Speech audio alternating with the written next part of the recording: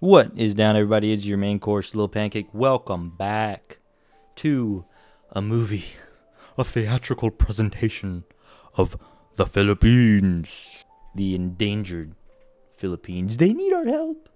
We must go save them. Not the people, they're fine.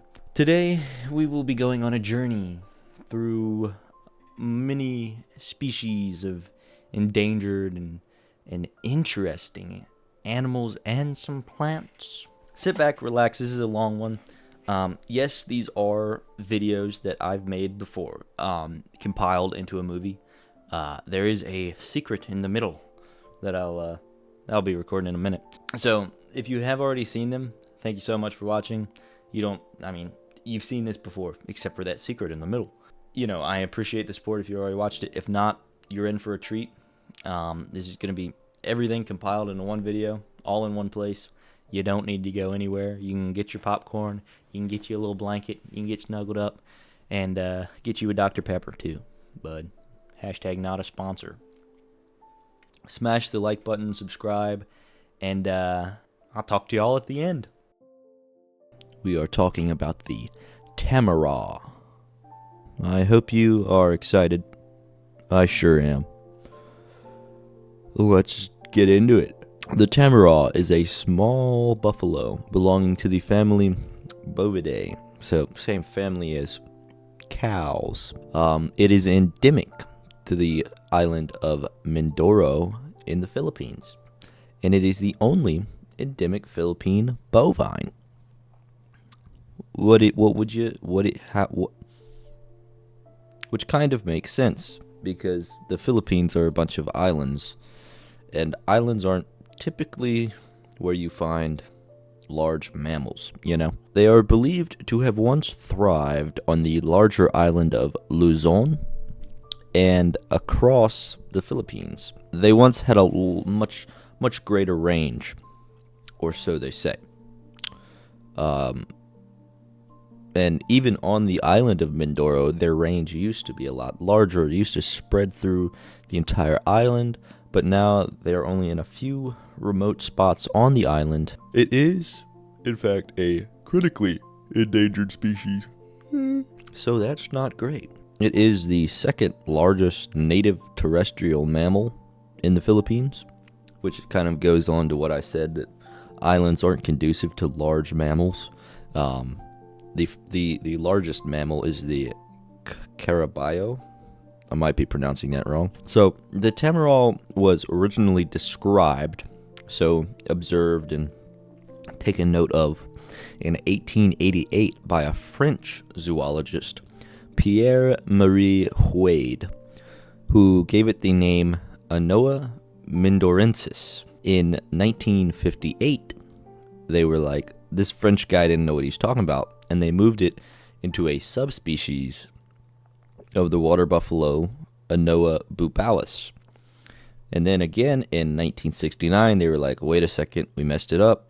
And they reverted this and changed the scientific name to the Bupalis mindorensis, which is what it is today. The name Tamaraw is speculated to have come from the name Temadaw, which is another name for the banting, which is another animal. So they think that it kind of came from that, and they were like, well, this looks like it, whatever.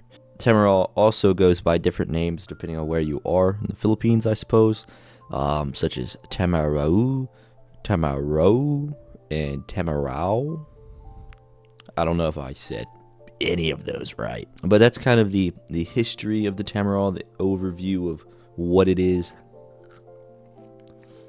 in a calm sense. Now, let's get a little more into what the Tamaraw looks like. Very compact animal, very dense.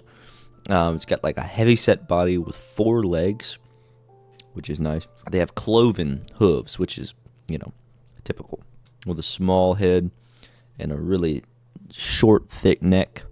They are smaller and stockier than the water buffalo. There's not much of a difference between the males and the females in this species. It's said that the males' necks are a little bit bigger, a little thicker, but You can't really tell unless you get up under there, you know what I mean? Go, blah, blah, blah, blah. Don't do that. Don't do that. Don't go like that to any animal, especially not a human. That'd probably end poorly.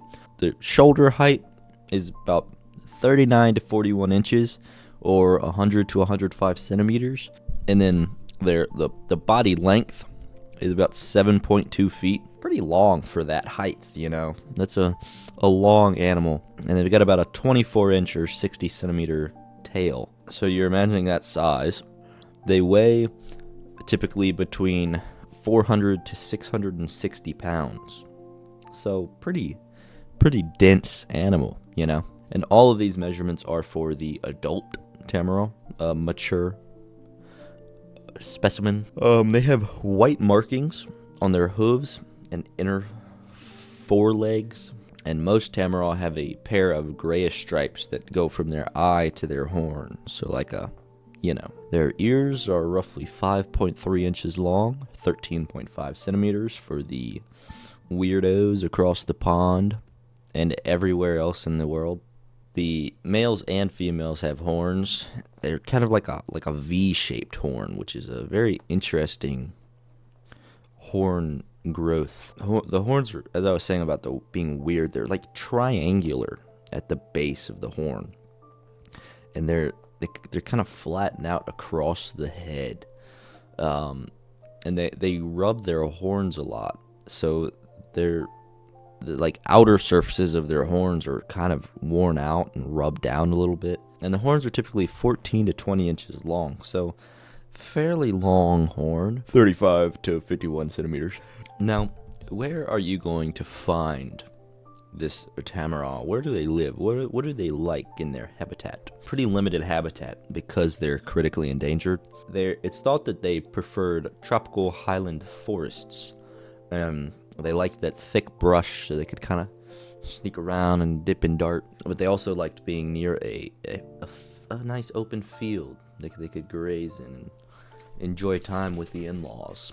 That habitat got very disrupted. So they more so live in the lower grassy plains now, in the most remote areas of Mindoro. They are almost always found very close to a water source, which I respect. You know, you gotta stay drinking, you know. Now, what do they eat? Well, grass mostly, and bamboo, very young bamboo they'll chew on. Their favorite foods are a kogon grass and wild sugar cane, and that's about it. Not a very interesting diet. They are typically diurnal, which means they feed and do all their stuff during the day, but due to increased human activity, it has been documented that some have transitioned into becoming nocturnal feeders to avoid humans, which I understand. I fully understand that. So let's get into some behavior. What do they do in their free time? Like, they play video games. Do they go out with their friends? They go to bars and stuff. You know, movies. Well, we don't really know. Not a whole lot is known about the Tamaraw because, one, there's so few of them. Two, they're very secluded and spooky. No, not spooky. They're very skittish. That's the word. They live for about 20 to 25 years. Their generation length is about 10 years, which is pretty long for, you know, an animal. Females give birth to one offspring after 300 days of gestation, which is a long time to be pregnant. And then the calf will stay with its mother for about 2 to 4 years before fleeing the nest and becoming independent. Now, unlike most bovine cows and buffalo and whatnot, they are solitary creatures. They do not collect into herds and hang out together. They're more of a secluded, individualistic society. So males and females can be seen together year-round. They cross paths, but typically the interactions between individuals will only be a few hours. They kind of stop in, say hi, have a cup of coffee, They are pretty aggressive creatures, so don't mess with them. Don't cross paths. One thing they like to do in their free time is wallow in mud pits, just like in many other creatures that do this, like hippos and stuff. It's thought to help them get away from mosquitoes and other biting, flying insects. When a Tamaraw is threatened, they get into their fight position. They lower their head, show their horns off in a vertical position, so they're sticking up, and then they shake their head. I would run. Now, they're endangered. How did this happen? Well, it would likely be us.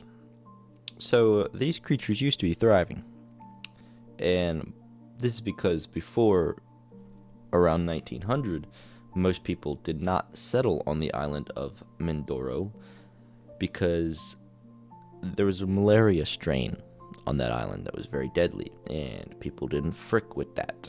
And then malaria didn't become as much of a problem because of vaccines and medicine and modern day. And people started settling on Mindoro, and the Tamaraw's range began to decrease. By 1966, their range had decreased from the entire island to just 3 areas, including Mount Iglit, Mount Calavite, and around the Sibilayan Penal Settlement. I don't know where those are. Here's a map. By 2000, their range only consisted of the Mount Iglit Baco National Park and Aruyan. In the early 1900s, their population was estimated to be about 10,000, which is a healthy population for an island. I mean, geez. By 1949, the numbers had dropped to about 1,000. Just 4 years later, in 1953, the estimate was fewer than 250. By 1969, the population dropped to 100, and then people were finally like, hey, maybe we should try to save this animal. And they began trying to. So the population rose to about 120 by 1975, and it's now estimated, and this is a broad estimate, but that there could be anywhere between 30 and 200 Tamaraw in the wild, which is not many.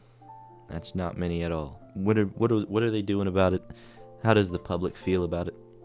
What's going on? The Tamaraw is largely seen as a very valuable species, which is good. That means people want to save it. It was first classified as critically endangered in 2000 and has been ever since. The factors contributing to this endangerment are humans, introduction of non-native cattle led to a rinderpest epidemic, which killed a lot of them, and humans hunt them for food. And as humans expand their territory, other animals lose their habitat. It's kind of the way it goes. Multiple Philippine laws and organizations have been created to try to help them out. In 1936, the killing and hunting of Tamaraw was outlawed. In 1979, a committee was created specifically for preserving the Tamaraw. And in that same year, the Tamaraw Conservation Project began. In 2001, Republic Act 9147 was enacted to protect the Tamaraw and other species from hunting and sale, so there's some legislation going on. The Tamaraw population seems to be decreasing currently. One of the estimates in 2016 was 413, and now it's looking like under 300. In 2002, Presidential Proclamation 273 made October the month for the conservation and protection of the Tamaraw in Mindoro. So, to kind of trying to just keep the public engaged, remind them, hey, we need you to participate in this too. The Tamaraw is pretty present in Philippine culture. The national animal of the Philippines is the caraballo, but the Tamaraw is considered a national symbol of the Philippines. The Tamaraw, it was featured on the 1 peso coin from 1983 to 1994, which is pretty cool. In 2004, October 1st was officially made a holiday in Mindoro to honor the Tamaraw and remind people about the importance of its conservation. In the 90s, Toyota Motors Philippines released the Toyota Kijang as the Tamaraw FX, which is a very popular car amongst taxi drivers. The Tamaraw is also the mascot of lots of teams. It's the mascot of the Far Eastern University, the University Athletic Association of the Philippines, and the Toyota Tamaraws, which are a Philippine Basketball Association team, which Toyota Tamaraws is pretty baller. Pretty baller. And that, ladies and gentlemen, is about all I've got for the Tamaraw. Overall, pretty cool animal, pretty cool species. Hopefully conservation efforts start working. It's not looking good for the Tamaraw currently. Conservation biologists doing their best, I'm sure, trying to figure stuff out. Hope they do. It's a cool animal. Hate to see it leave, but it happens. Today, we're talking about another animal, a deer of sorts. I tell you. Today we will be talking about the Visayan spotted deer. A little deer with spots. Pretty difficult to comprehend based on the name. It's a very confusing name. Not descriptive whatsoever. That's what we're doing today. So sit back, relax, get yourself some popcorn, some butter. Yeah, just get yourself a stick of butter. That's what I usually do. Just gnaw on a stick of butter. It's good for your cholesterol. So, the Visayan spotted deer, also known as the Philippine spotted deer, which is a little hint on where this animal is from, and Prince Alfred's deer. I don't know what Prince Alfred had to do with this. In all of my research, I did not find anything about Prince Alfred, so I don't know how he got his name attached to this fellow. It is a endangered deer species. It's primarily nocturnal, so it's a nighttime dweller. It's a deer of the night. It fights vampires and stuff. And it is found on the rainforests in the islands of Panay, and Negros in the Philippines. Don't know if I pronounced either of those right, but I'm trying my best here. It was once found among many other islands. It is one of only 3 endemic species of deer in the Philippines, which makes sense, because the Philippines are a bunch of islands, so having a lot of different deer on an island isn't very likely. So I get it. Their diet consists mainly of grass, leaves, and buds. Not like the way we're buds, but like things that are about to be flowers and fruits and such. Despite being quite a small deer, which we will talk about their dimensions here in a second, the Visayan deer is actually the largest species of Philippine deer. So once again, I think that comes back to being on the islands. There's not much room for big creatures, But so how big are they? Well, adults are 49 to 51 inches long from the tip of their head to the base of their tail. It's 125 to 130 centimeters. They are 28 to 31 inches tall up to the shoulder height, not counting like their neck poking up. That's 70 to 80 centimeters. And then they can weigh anywhere around 88 to 132 pounds.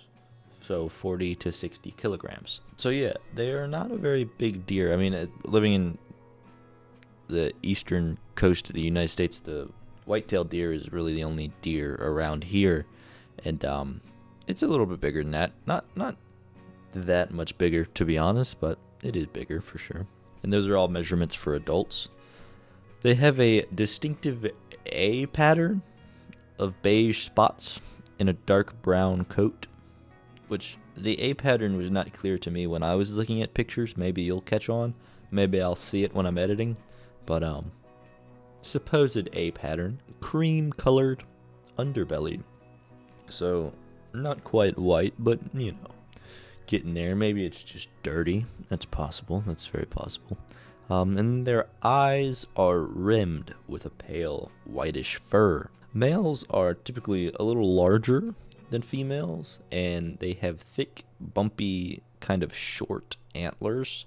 They can grow to about 25 centimeters long, which is not that long. Once again, comparison to a white-tailed deer, not very long. And they start growing their antlers after about 1 year of life. So, the species once ranged from all the way down to the shoreline up to about 2,000 meters above sea level, which is a very extensive range for any animal, really. And the habitat mainly consisted of grasslands and primary or secondary forests. They especially liked like rugged and steep slopes that are kind of inaccessible to humans. So like almost like mountain goat habitat. And they thrive in these grasslands where they can freely graze on kogon grass, which is a favorite food of theirs. And it is also predicted that they enjoy visiting burnt out forest clearings. So like after a forest fire or after a controlled burn, they like going there for the floral ash, which is an interesting hypothesis. Let's get into how they make more Visayan deer.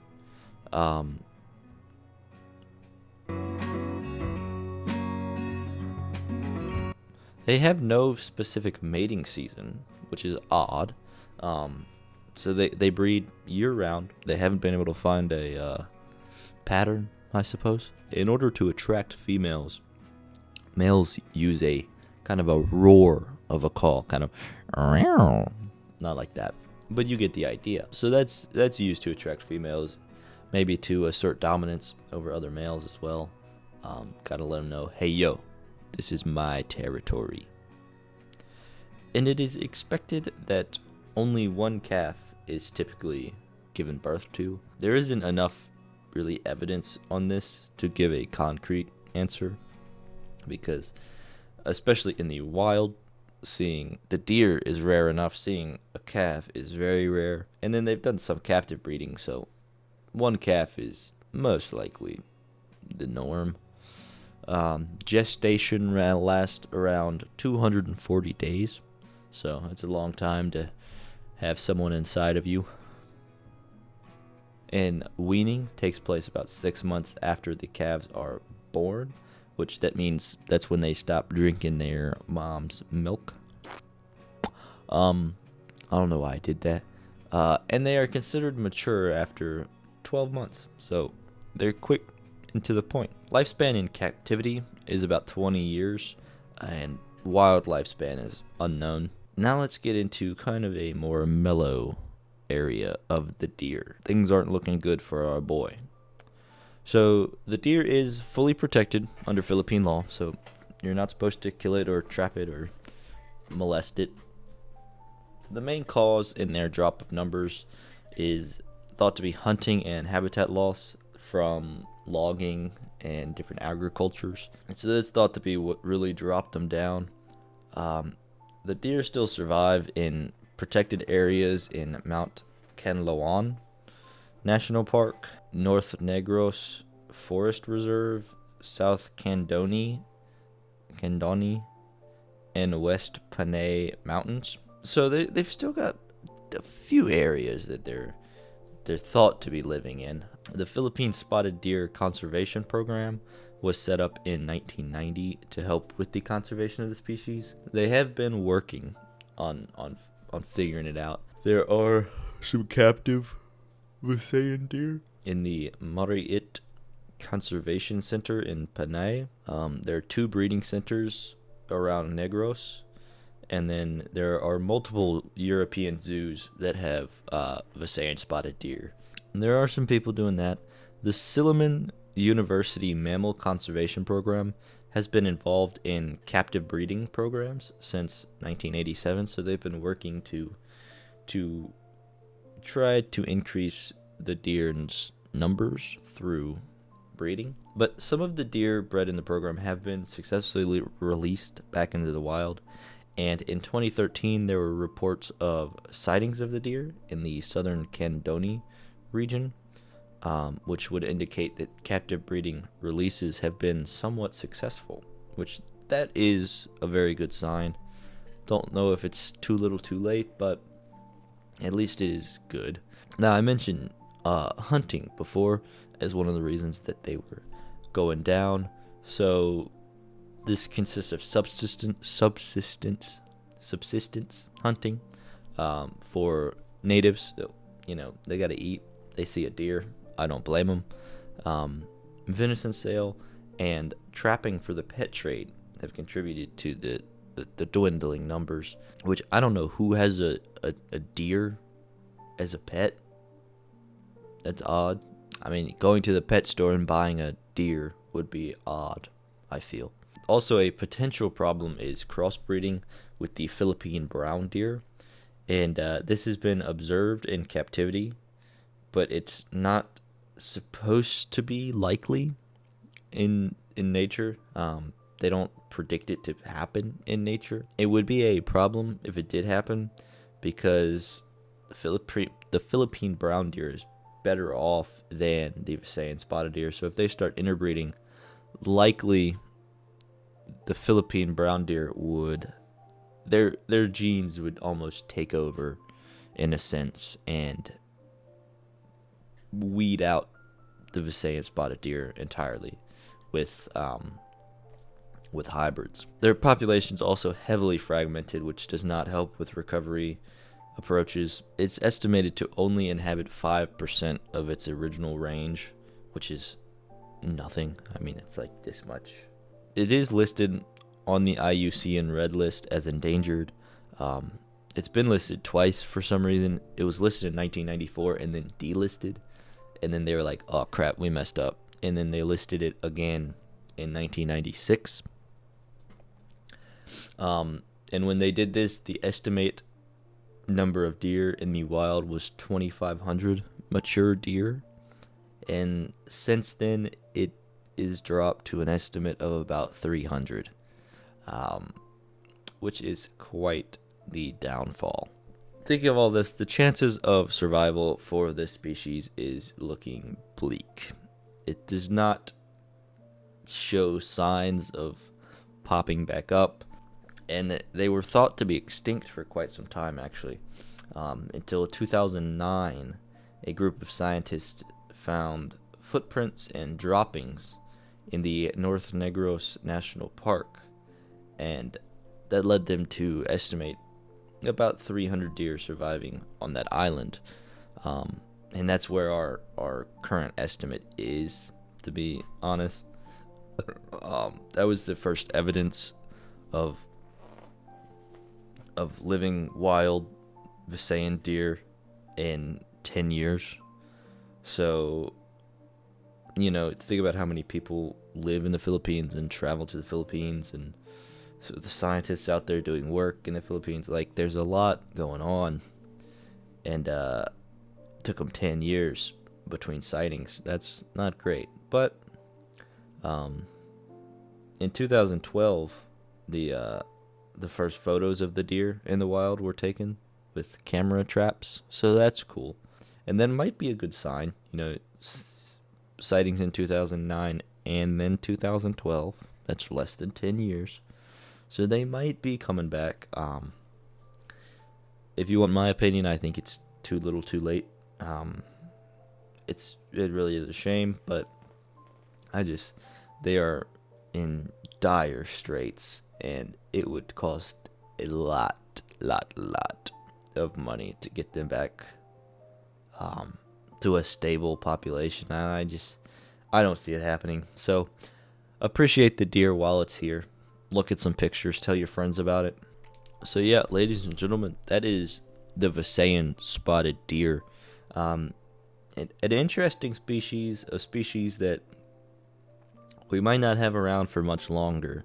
So appreciate while it's there. I hope you guys enjoyed learning about this species. I sure did. I think it's a really cool species. Just a chill deer, really. You know, I mean, nothing insane going on.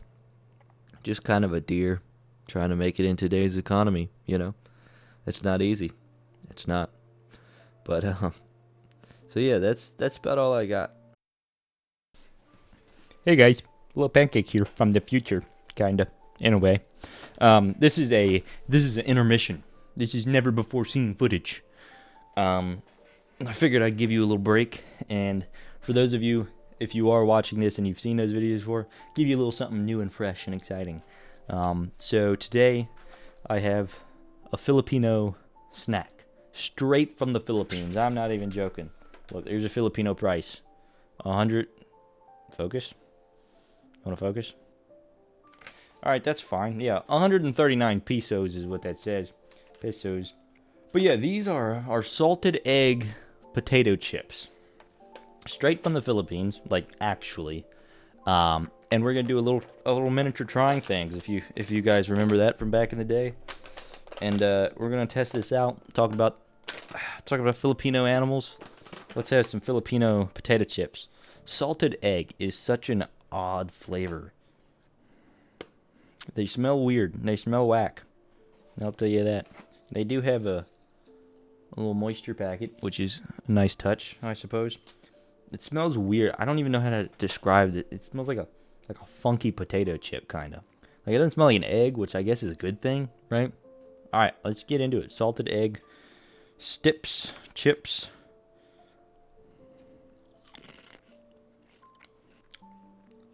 That's what the freaky. That is weird. That is wacky and zany. They're very soft. Like they're not very crispy. If that makes sense. It's a weird flavor. It doesn't, like, I'm not getting egg, I don't think. Like, it doesn't taste like I'm eating an egg. It more just tastes savory with some saltiness, like salty and savory kind of. It's an odd texture though. I kind of like the texture. I don't know if I like the flavor all that much, because like I said, it's very savory. It's very almost meaty. They're doing it different over there in them islands. The tastiest potato chip craze is here. Creamy blend of sweet and salty salted egg mix and curry leaves for that extra seasoning. I can't tell if I like it or not. It's not bad. Like, I'll be brutally honest, I thought this was going to be horrible. I thought it was going to be crunchy eggs, but it's not. It's a savory, meaty, salty, soft chip. I think I like it. I don't love it by any means. Like, very unique flavor. Because it does kind of have an egg taste, but it doesn't taste like an egg. You know what I mean? That didn't make sense, but anyway, this has been a long enough intermission. It is decent on a score of 0 to 100. I think I'd give this like a. Let me get one more chip, one last decider. I'm gonna give it a 72. It's all right. It's decent. It's not great. Like, I don't love it. It is a resealable package, which is pretty nice. I've had some other Filipino snacks that are a lot better than this. My girlfriend's Filipino, so she's my supplier. That's my plug. I wouldn't take these over like just a cheese chip, you know, like a Cheeto. Yeah, so that's been the intermission. Back to the endangered animals and plants. The Philippine Tarsier. The Tarsier. That's how Wikipedia told me to pronounce it. Look at this guy. This is an odd-looking fella. You would think he's got some interesting stories to tell. I mean, look at those eyes. That animal has seen some things. But yeah, what's up with our little fella? I don't know. Let's find out, shall we? So, it is known locally by many names. Two actually in Cebuano. It's known locally as the Mawamag and in Waray, it's known locally as the mago. It's got some street cred, you could say. As I mentioned previously, it is endemic to the Philippines. It is found in the more southeastern parts of the Philippines, notably the islands of Bohol, Samar, and Leyte. But it's also found on a lot of smaller islands and a lot of other islands as well. But those are the big players, the big hitters. What's up with its what's up with the taxonomy? It is a member of the Tarsidae family. And that name is derived from an elongated tarsus. A tarsus is an ankle bone. So they've got long ankles. It is the only member of the genus Carlito, which is a pretty new classification named after the conservationist Carlito Pizarras. So our boy Carlito got some recognition. The species name of the Philippine Tarsier is Carlito sirichta, and it's got 3 subspecies: the Sirichta, the Sirichta fraterculus, and the Sirichta carbonarius. So there you go. Before 2010, all tarsiers were in the same genus of Tarsius. 2 scientists known as Shakel and Groves said, hold up, something's amiss among this community, and they gave the Philippine Tarsier its own genus, Carlito, as aforementioned. There was quite a long period of time before this. The Philippine Tarsier was first described officially in 1705 by J. Petiver, and it got the name Cercopithecus luzonus minimus because he's tiny. Then our boy Linnaeus, if you know anything about scientific naming history, you know Linnaeus is a big player. In 1758, he changed the name to Simia Sirichta. And then finally, the name that it has now wasn't gifted to the Tarsier until 2010, which is a long time to be questioning your name. I mean, it's got to be hard to have an identity, you know? I mean, imagine yourself as a Tarsier, and you've been referred to as Simia Sirichta for so long, and I mean, hundreds of years later, they're like, you know what, we're going to switch it up. I mean, talk about an identity crisis. I mentioned earlier that the original name had minimus in the name, so why would that be? Why are they minimizing their presence? Well, they are about 3.35 to 6.3 inches tall. So about that tall to about that tall, maybe. So they're not very, very tall. That's 85 to 160 millimeters. They are also very light. The males typically weigh 2.8 to 5.6 ounces, which is 80 to 160 grams, and females are typically a little lighter than the males. That's not very heavy. That's lighter than a can of Dr. Pepper. They do have quite nice tails, though. Their tails are about twice as long as their bodies, so body about that long, tail about that long. They are one of the smallest primates in the world. They're not the smallest, but they're one of. They're working on it.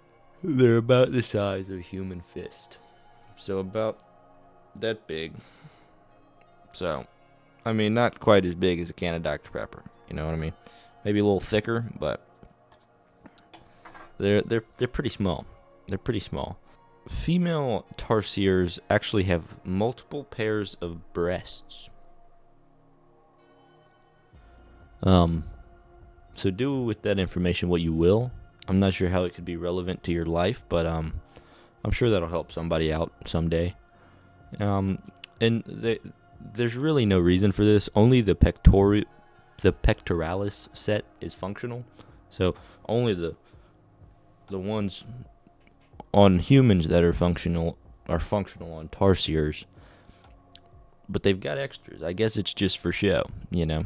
Who could be mad about that? I guess. There is some spectated use. They say other breasts could be used to anchor newborn tarsiers, but I think it's just for fun. I think they just kind of like it.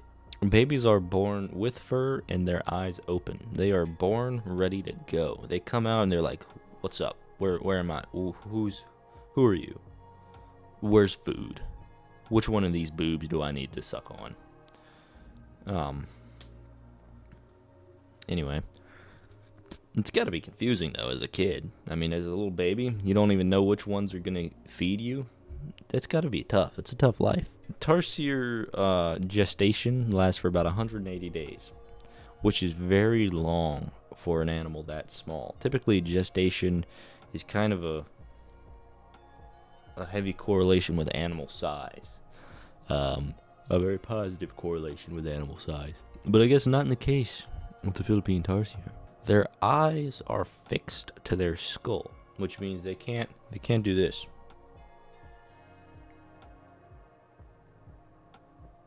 They can't do that. They have to turn their entire head. So they have to go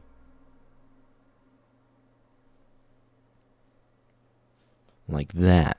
And so they're kind of like the owls of the mammal kingdom. They can twist their neck 180 degrees, so they can turn and look behind them without moving their eyes. Pretty wild, pretty cool stuff. They also have very large eyes. And I mean very large eyes. So large that they are actually the largest eye-to-body ratio of any mammal in the world. We don't know about Mars. There could be another one out there. But as far as we know, this is it. So these large eyes help them because they're nocturnal. What a transition. What a seamless flow of information. Man, I'm good. One of their eyes, just one singular eye, is larger than their brain. That's right, ladies and gentlemen. They got small brains and big eyes. I know a couple people like that. Their pupils are also very versatile. When in bright light, when the sun's shining on them, they're getting a little tan. Their pupils can constrict down to just a little itty bitty teeny tiny speck on those big old eyes. But when it's dark, nighttime, they're on the prowl. They're hunting. They're trying to get some dinner. Their pupils can almost fill their entire eyes. Their ears, unlike their eyes, are extremely mobile. They can flip around, flick around, follow noise. Pew, pew, pew, pew. So that's pretty cool. They also have thin fur with a rough kind of texture, and it's typically like a grayish, dark brownish color, but it's not very soft fur. Their tail is bald, no fur except for the tip. The tip has a little tuft, a tuft on the tip, as they say. Remember previously I talked about an elongated ankle bone, a tarsus may have you. So the functionality of that is it lets them jump very far. They can jump just about 10 feet from tree to tree. Now 10 feet may not sound like a lot, but when you're this big, that's pretty far. It also has very long fingers and toes that kind of help it wrap around some tree branches. And they have these like rounded pads on the tips of their fingers and toes that really help them grip those trees and cling on and not let go. Their thumbs are actually not completely opposable. They can't go like this with their thumbs, losers, but they can with their first toe, which is arguably cooler. They're primarily insectivorous, so they eat insects. They also eat kind of spiders and small crustaceans, and they have been known to eat some tiny lizards and tinier birds, which that would be a frightening sight to see this guy eating a bird. That might give me nightmares. It might. But yeah, their favorite prey, typically they stick to crickets and grasshoppers, the typical yummy insects. You ever eaten a cricket? They're not great, but they're not that bad.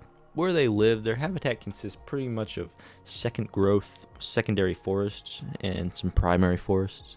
They can live up to an elevation of 2,300 feet or 700 meters, so they don't mind a little cool mountain air.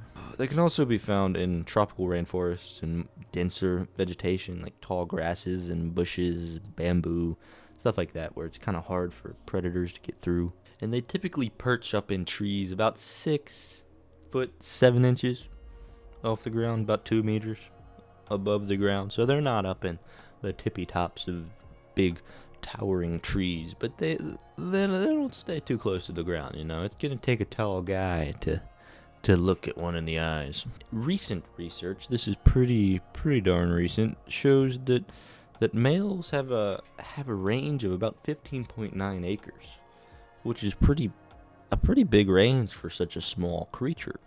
And females have about a 6-acre range, which is also pretty big range.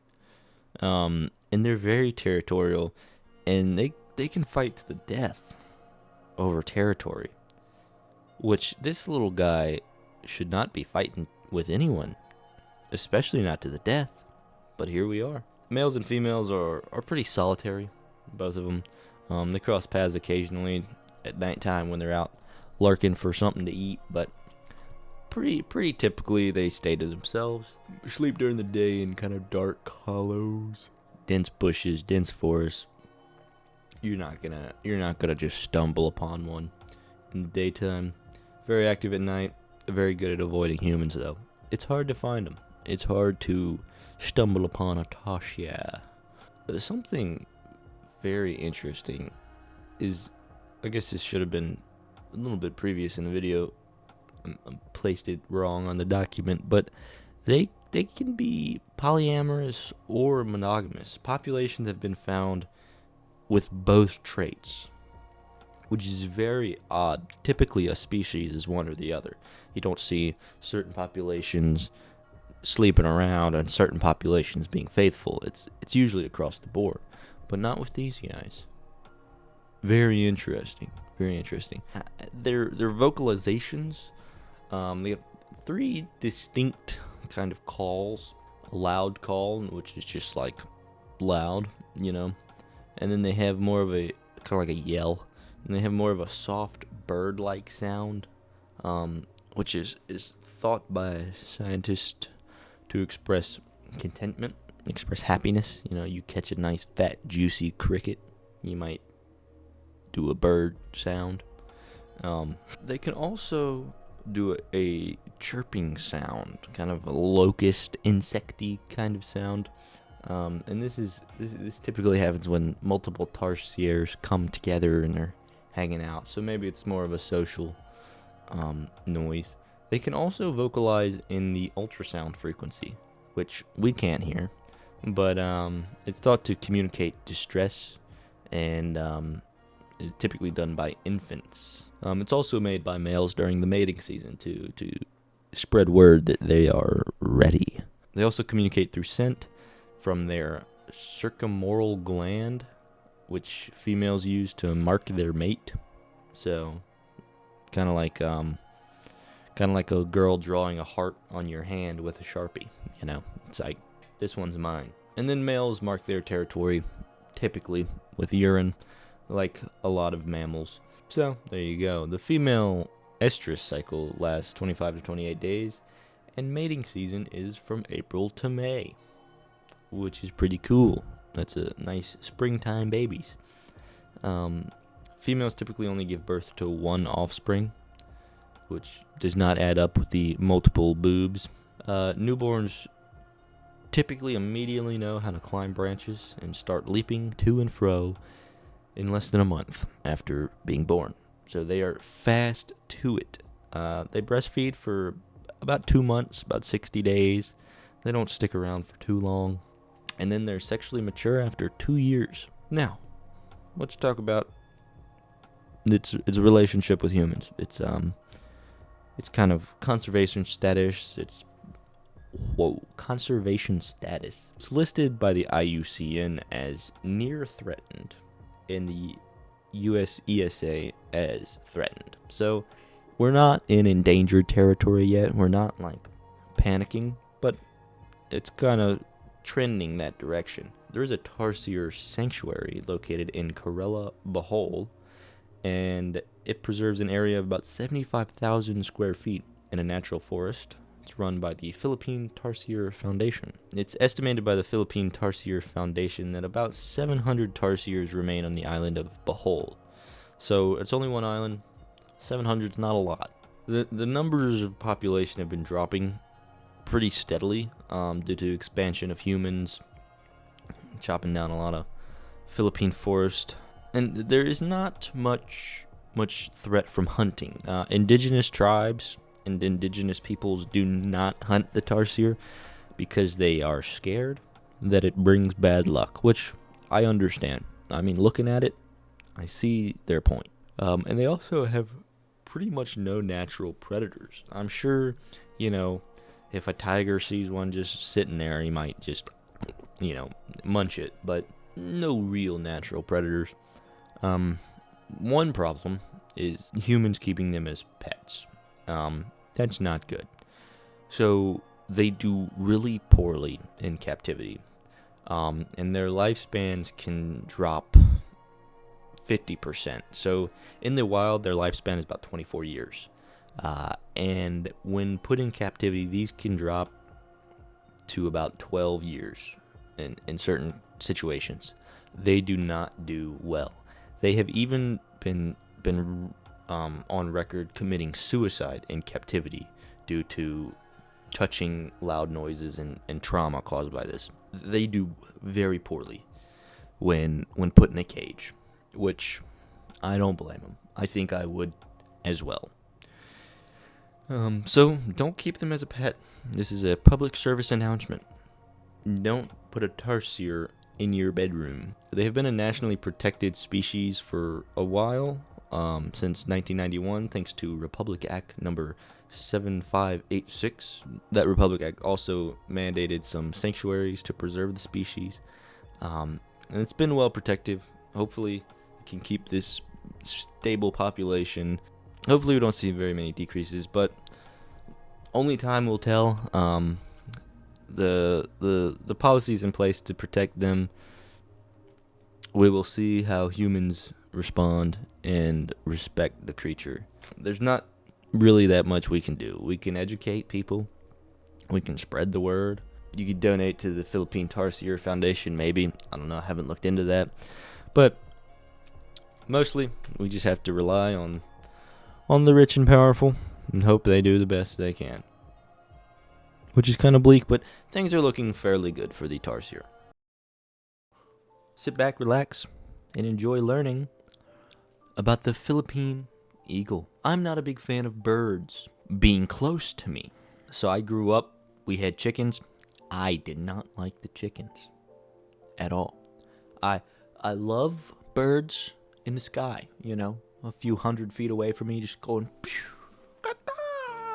squaw, but not like next to me. I'm not a big bird guy. They freak me out. I feel like they're gonna peck me, and then I'm gonna go like that and kill it, and I feel bad about that, and it makes me scared. But I think they're really cool, especially eagles. I mean, in the United States, the bald eagle is the epitome of cool, right? I mean, so today we're talking about another eagle, the Philippine Eagle. So let's get into it. Let me fix my document here because I can barely see the words on it. Excuse me. The Philippine Eagle. Scientific name, Pithecophaga Jeffrey. I don't know who Jeffrey is. Maybe we'll find out. We won't. I don't know. Other common names include the monkey-eating eagle. If that's not a sick, like, name, that's a cool name. That's a good name. And the Great Philippine Eagle are other common names aside from just the Philippine Eagle. And then they have lots of native names across the Philippines. Banoy and Aguila are the two different names for it in Tagalog, which is the most widely spoken language in the Philippines. And then Visayan languages say Manaol. And then modern Filipino, which I'm not sure what the difference really is between modern Filipino and Tagalog. I am ignorant in that facet. But modern Filipino, they call the Philippine Eagle Haribon, and that translates to Bird King, which is freaking sick again. I mean, this guy, the buzzword these days is aura, right? I think this Philippine Eagle has some. And I mean, look at his picture. Holy crap. The Philippine Eagle doesn't have blood. It has awesome sauce coursing through its veins. Now, when was this species found? Well, the first European, which, the world runs around them. First European to actually study the species was John Whitehead. He was a naturalist, and he found and studied the species in 1896. So, fairly recently when you really think about the history of species, Upon its formal discovery, the term monkey-eating eagle was coined due to the Philippine natives reporting that the eagle only preyed on monkeys. That did happen to be false, but that's the way they perceived it. So our boy John Whitehead was like, let me think of something insanely creative. So you said the eagle eats monkeys? Let's call it the monkey-eating eagle. And then they praised him. They were like, oh! It was later discovered that they had a more diverse diet. In addition to that, 2 other eagles from around the world shared that same name of monkey-eating eagle. So they were like, dude, are you dumb? We can't have 3 eagles with the same exact name. Come on, John Whitehead. So in 1978, they renamed it to the Philippine Eagle. And then in 1995, it was declared a national emblem by the president at the time, Fidel V. Ramos. It was originally believed that the closest relative to the Philippine eagle was the harpy eagle, which is native to a lot of South and Central America. But in 2005, they did some DNA sequencing, and they were like, we were wrong about this. And their closest relatives are actually snake eagles, which are found more in Africa and some parts of kind of southwestern Asia. They settled that, which was, I was worried. Thank goodness. So what does he look like? Well, you can see his picture, but let's get a little more in depth. The Philippine eagle has large brown feathers surrounding the nape of its neck, which is right there, which gives it that mane-like appearance, like a lion, like he's getting ready to chow down on some monkey butt. I don't know why specifically the butt. I apologize for that statement. They also have a dark brown backside with a white creamy colored underbelly and underwing. Their legs are kind of bright yellow and very large. They got big, meaty legs, and at the bottom of those legs are razor sharp, dark, big talons to kill monkeys and small children. Make sure your kids stay inside at night in the Philippines. Actually, they're not. It would be during the day. Night would be the safest time to be out. We'll get to that. Juvenile Philippine eagles look very similar to adults. They're a little more pale in color in their adolescence, but other than that, very similar. Now, this guy's kind of a big deal, so hold your photography, right? No paparazzi, please. In terms of length and wing surface area, the Philippine eagle is the largest eagle in the world. Pretty cool. Only the Steller's sea eagle and the harpy eagle are larger in weight. So depending on how you measure eagles, the Philippine eagle could be the largest in the world. They measure 2 feet and 10 inches to 3 feet 4 inches, or 86 to 102 centimeters in total length.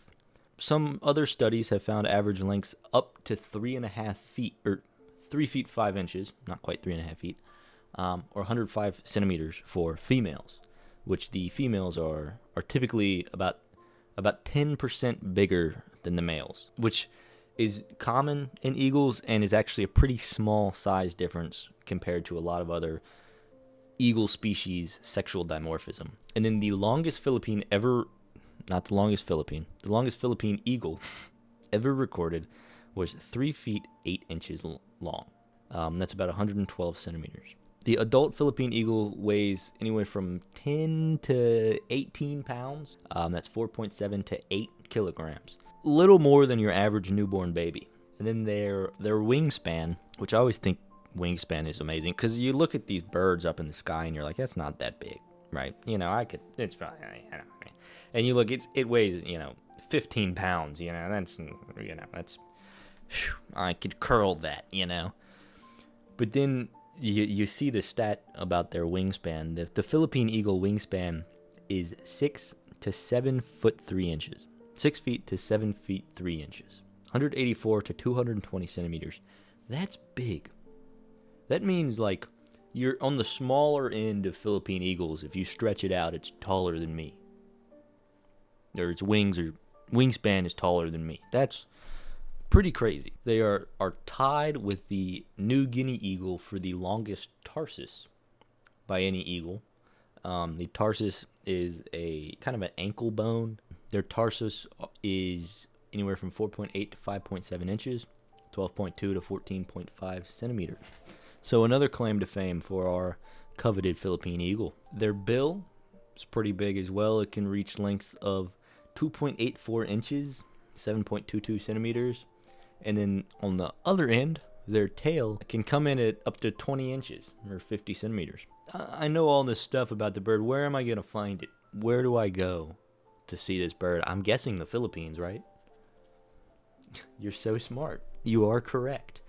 The Philippine eagle is, in fact, endemic to the Philippines. It can only be found there. It is found on 4 major islands: Luzon, Samar, Leyte, and Mindanao. The majority of eagles are found on Mindanao, with between 82 and 233 breeding pairs. And I know that sounds like a big difference, 82, 233. It is, science isn't perfect. We can't count every single one. However, the drop-off is insane. Only about 6 pairs are found on Samar, 2 on Leyte, and an unknown but predicted to be low number of pairs on Luzon. They're typically found in dipterocarp, which is a type of tree. I think it might be a family of plant, and they thrive in older growth, bigger forests, although only an estimated 9,220 square kilometers of old growth forest remains in their range. So that's not a good sign. Their elevations that they enjoy, pretty much anywhere in the lowlands. They're not really common at sea level, but lowlands up to 5,900 feet above sea level, 1,800 meters. And then their total estimated range across all of the 4 islands is 56,000 square miles, or 146,000 square kilometers. You might be thinking that's a really big range for a small number of birds.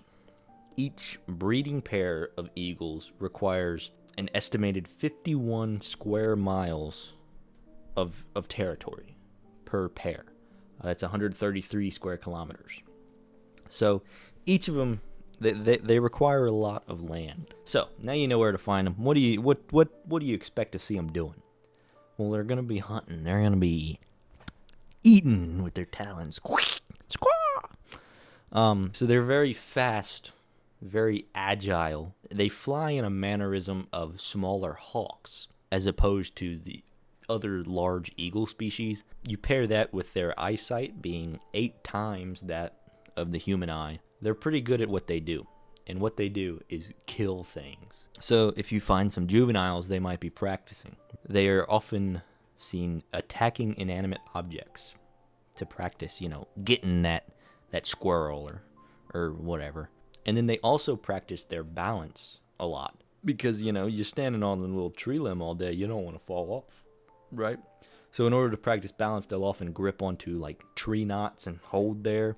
And on top of that, the parents of juvenile eagles do not play a role in teaching their young. So it's all instinct, natural. This is what I feel like I should do. Life expectancy, about 30 years. in the wild. That's kind of a low estimate. They don't really know.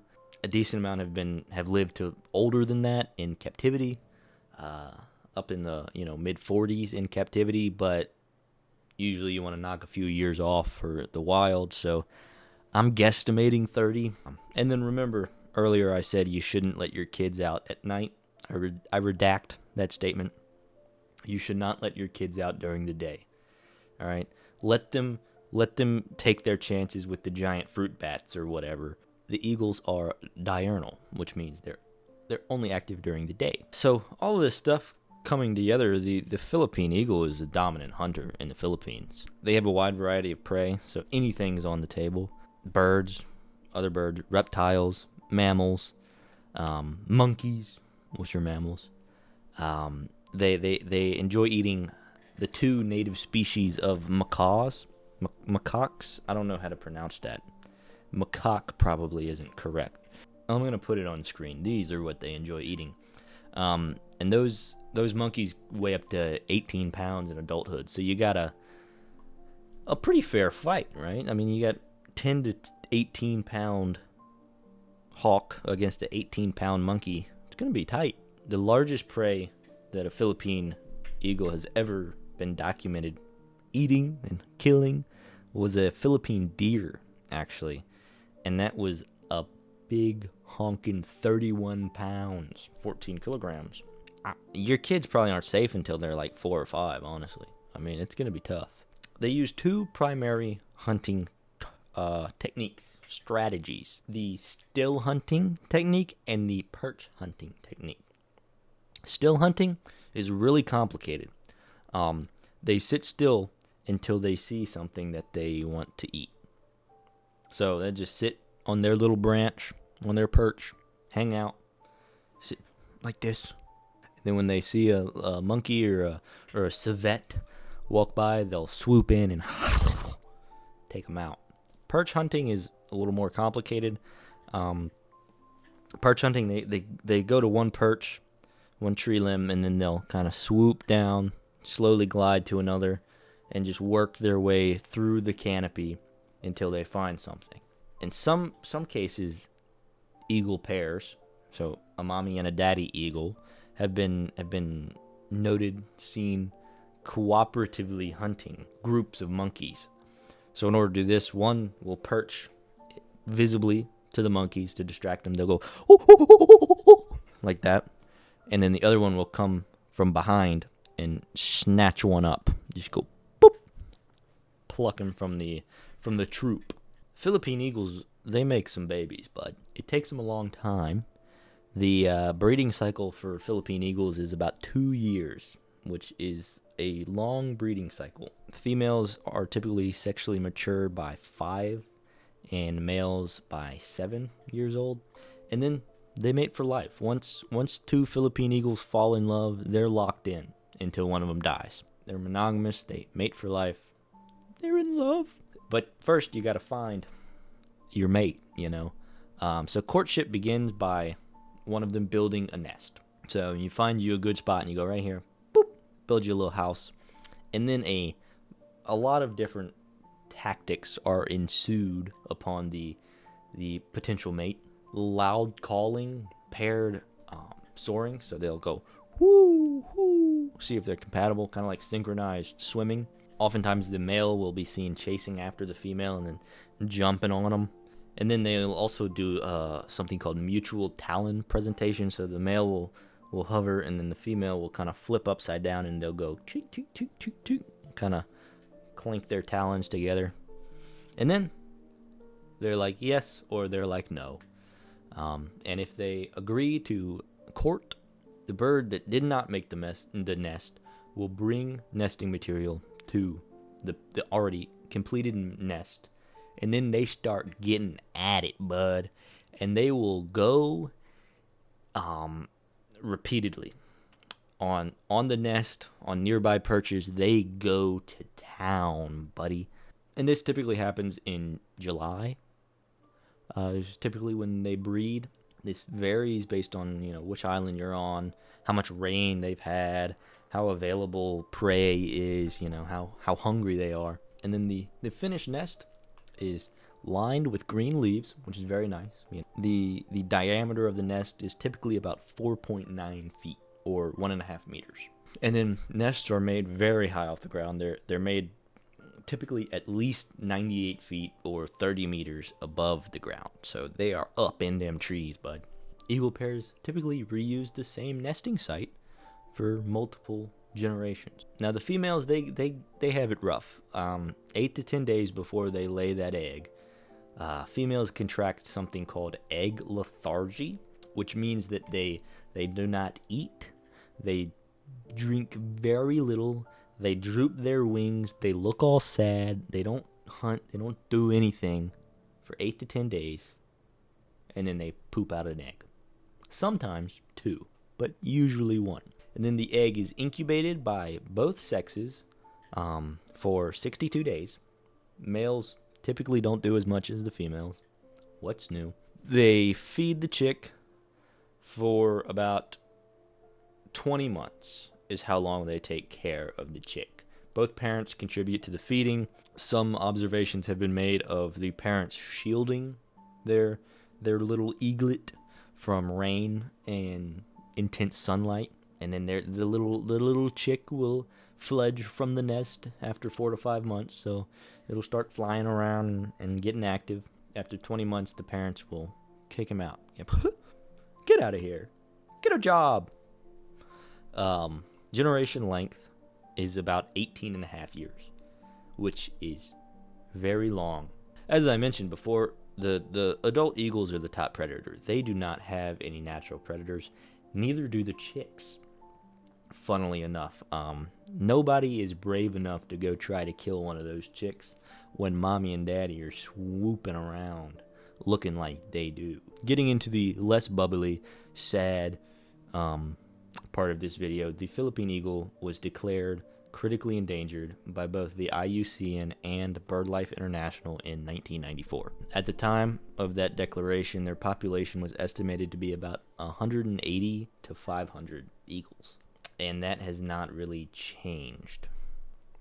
The most recent estimate by the IUCN in 2019, I think, was the exact same, 180 to 500, which, partially that's good. They're not decreasing, but the efforts seem to not be working greatly. And then the zoological, that was a rough way to say that. The Zoological Society of London listed the Philippine Eagle as a top 15 EDGE species, which is EDGE. It's an acronym for Evolutionary Distinct and Globally Endangered Species. The main cause behind this intense decline in population is deforestation. A lot of logging goes on in the Philippines, and a lot of agricultural expansion has happened over the last 50 years. Other threats are mining, expansions, pollution, pesticides, and poaching. And poaching is becoming kind of a more pressing threat because of this, agriculture expansion, logging. They're kind of being pushed into living in areas closer to humans as humans expand into the eagle territory. And farmers don't enjoy eagles, so at least one eagle is estimated to be shot every year, even currently. So that's a problem. And you might think one eagle isn't a lot, but when you're only working with 200, that's not great. Diminished numbers were first documented, I suppose, by a Filipino ornithologist, Dioscoro S. Rabor. And then the director of the Parks and Wildlife Office, Jesus A. Alvarez, also was in on that. And they were the first people to be like, something's going on here. One person that greatly influenced and helped with the protection of the Philippine Eagle was a man named Charles Lindbergh. He was best known, and you may know him, probably not, but it's possible, for crossing the Atlantic alone without stopping in 1927. He was the first one to do it. It was a big deal. He went to the Philippines multiple times and was fascinated by the eagle, and he had some power and some sway, and he did a lot in coercing people to protect the eagle. In 1969, the monkey-eating eagle conservation program began. They helped out. They got things going. By 1992, the first eagles were hatched via artificial insemination, and then the first naturally bred captive eagle was hatched in 1999. So they made some progress there. They went through a series of very unfortunate events, and this was an interesting thing to read because there's a lot of highs and lows here. So I'll just give it to you raw, let you deal with the emotions. The first captively bred bird released into the wild was in 2004. Great success. However, it was electrocuted in 2005. Not great success. Another bird was naturally bred and released in 2008, but was shot and eaten by a farmer soon after its release. They tried again in 2015 with another eagle being released from captivity, but it was also shot later that year. That's the most recent update I've got for you. a rough series of events for the poor Philippine eagle. You might be thinking, man, all these people are shooting. They need to put a stop to it. They try. Killing a Filipino eagle is punishable by 12 years in jail and extremely heavy fines. So, yeah, these people killing the eagles are really putting it out there. And it's very important for the ecosystems on these 4 islands because if you think about it, this eagle is a top predator. I mean, it's keeping in check monkey populations, civet populations, populations of other birds, which are keeping in check, I mean, there's a lot going on there. It's an umbrella species, which means it is, protecting all the other species from devolving into chaos. And don't get me wrong, if it does go extinct, it's not the end of the Philippines. But it will take a while for nature to adjust. Keep in mind, nature always prevails. Always. On a lighter note, kind of some representation of the eagle. It was named the national bird of the Philippines on July 4th, 1995. Let's go, America and the Filipino eagle. Let's go, dude. Let's frickin' go, dude. What a good day, am I right? Other representations, the eagle was featured on 12 stamps, the 50 centimo coin, the 500 peso coin, the 5,000 peso lapu-lapu, and the 1,000 peso polymer banknote. And then the eagle was also the sport mascot for the 2005 Southeast Asian Games, known as the Gilas, and they are the mascot for the Philippines men's national basketball team. Pretty cool, dude. Pretty cool. So, that's pretty much what I've got for the Philippine eagle. We are going to be talking about 2 species of endangered orchids. And why 2, you may ask? Well, plants are a lot harder to find information on, and there's generally less information about them. It's harder to find things. It's harder to really it's harder to research plants in the same way you do animals. So I picked up 2 species here, similar species, both orchids, both flowers, very pretty species. So you'll be able to look at some pretty flowers during this video. It should be fun. So today we are talking about orchids. There is one thing that you need to know about orchids before we start that you may not know. So if you imagine an orchid in your mind, you're probably, unless you're like that, you're probably thinking about one that you can like an ornamental flower, like that's on your windowsill and it's in the pot and it goes up and it's got the nice little 2 flowers. So wild orchids don't grow in a pot. They grow on trees. They are epiphytes, which basically means that they grow on surfaces of other plants and they get the nutrients necessary for survival from rain, the air around them, and the debris surrounding them. So a leaf falls on it and starts to decay. It might suck some of that up. But most of their nutrients come from the air around them. So in air, there's nitrogen, there's water, there's oxygen. I mean, they don't really do, you know what I mean. There's a lot of stuff in the air, and that's where they suck up most of their needed things. Like I said, 2 species today. The first species is going to be Phalaenopsis. lindeni. I never know if I pronounce any of these scientific names right, but I think it's more entertaining for me to try than to look it up. So that's where we stand. As I mentioned, species in the family Orchidaceae. So that name that I said earlier came from a Belgian botanist named Jean-Jules Linden, which is a pretty cool name. Jean-Jules. And the species was first officially documented in 1895. So pretty old. Older than me.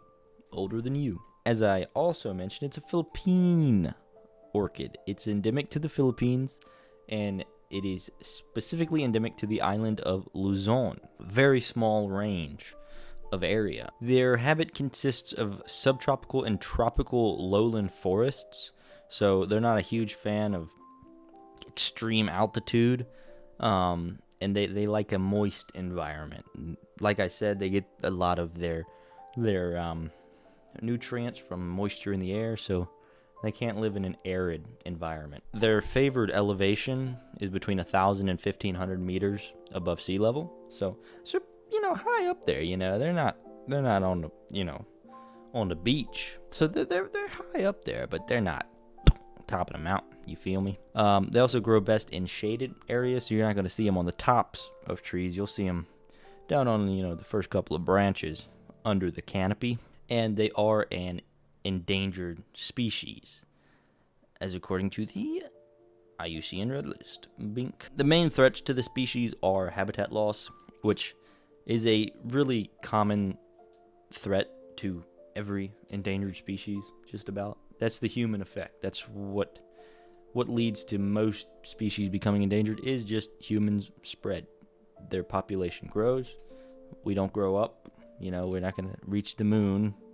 We're going to expand out into other people's homes, which is fine if you're, building one house, but you start spreading subdivisions and agriculture, it can deplete some things. Habitat loss due to agriculture, due to logging, due to housing and urban development.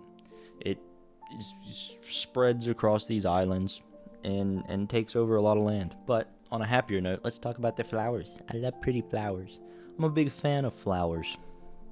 Yeah. But the flowers are mostly white with a pale pink profusion. So that's what that looks like. The leaves are a darkish green with mottled silvery white spots. So very pretty leaves too, to be honest. I mean, they do look pretty nice. Flowers are kind of big, not huge. They range from about 1 to 1.5 inches in diameter. So, maybe yay big. Something along them lines. Sorry, my lighting is kind of... Do I look majestic? Am I majestic? They also have very short stems, which are enveloped by imbricating, which is a word that I learned while researching this. Imbricating just means like encasing, enveloped. So imbricating leaf bases. Or these orchids are cultivated. They can be purchased. I found them for $38. So if you do want a Phalaenopsis lindeni, you can get one. Cultivated orchids are not a problem, but they're rare in the wild. Let's take in one last good look at this orchid. That's a pretty orchid. And that's all I got for that one. Like I said, it's hard to find information. I mean, if you look at the description of this video, there's a lot more sources than most of my videos have, because I scoured for information on these. They're pretty niche plants. I mean, they're not widely loved by all. It's a specific orchid in the Philippines. It's not getting much press. They're not getting much playing time.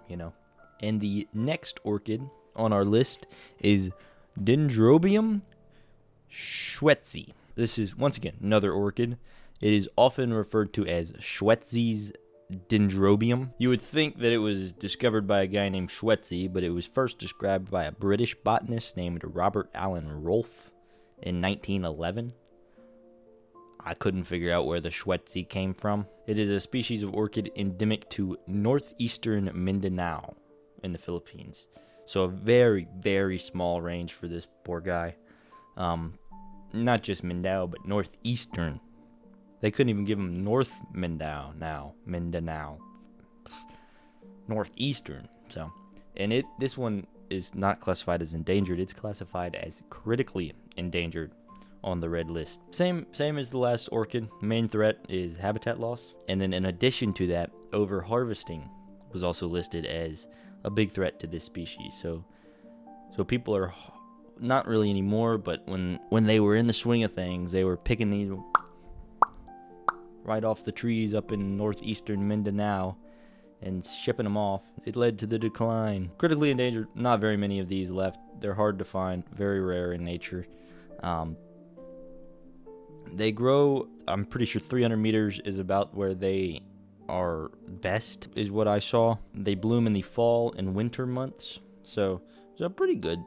They're bloomed for quite a while, which is nice. They prefer hot climates, which makes sense. The Philippines is hot, so I've heard. Only found in primary and secondary forests, so you're not going to see one popping up in a residential area. I guess that is another thing. If you own an orchid or know someone who owns an orchid, you probably know that they are hard to keep alive. They have very specific needs. It's not like a dandelion that'll crawl its way through concrete slab. Orchids are very sensitive, so they need the right kind of area to grow, which does not help them out much in a nature being evolved by humans rapidly. They grow to be about 6 to 16 inches tall, so they can get pretty tall stems on them. And these stems are very hard, dense, cylindrical stems with a thick grooved middle part. And the mature stems have 12 nodes. So nodes are these parts right here. It's kind of sections in which it grows. Leaves are oblong ovals, kind of like that, I'd say. They have a leathery texture. They can be anywhere from 3 to 4 inches in length, or 7.6 to 10.2 centimeters in length, and they are typically 1 to 1.25 inches in width. That's 2.5 to 3.2 centimeters. And then the inflorescence, which is the flower, is typically 3 to 4 inches in diameter. That's 7.6 to 10.2 centimeters in diameter. So pretty big flower, honestly. I mean, it's like, what, that? That's a pretty big flower. It's about like 3 times bigger than the aforementioned orchid. And the flowers are mostly white with a greenish hue on the outside, and they have a pale purple color at the base of the floret. And the flowers on this orchid are waxy, which is interesting. Flowers are usually more of a smooth, but these are waxy. I don't know, I guess I haven't touched many orchids, actually. The sepals, which is this part of the flower, kind of they shoot out under the flower. They're kind of like small leaves. They are triangular in shape, which is a little odd. I just thought that was cool. That was a little fact. Just a little factoid. They also have a floral fragrance, which makes sense because it's a flower. They are also widely cultivated and sold as ornamental plants. I could not find a price on this one. I didn't specifically look it up. I kind of just stumbled upon the other price. But you can buy them. And ladies and gentlemen, that's all I got on the orchids.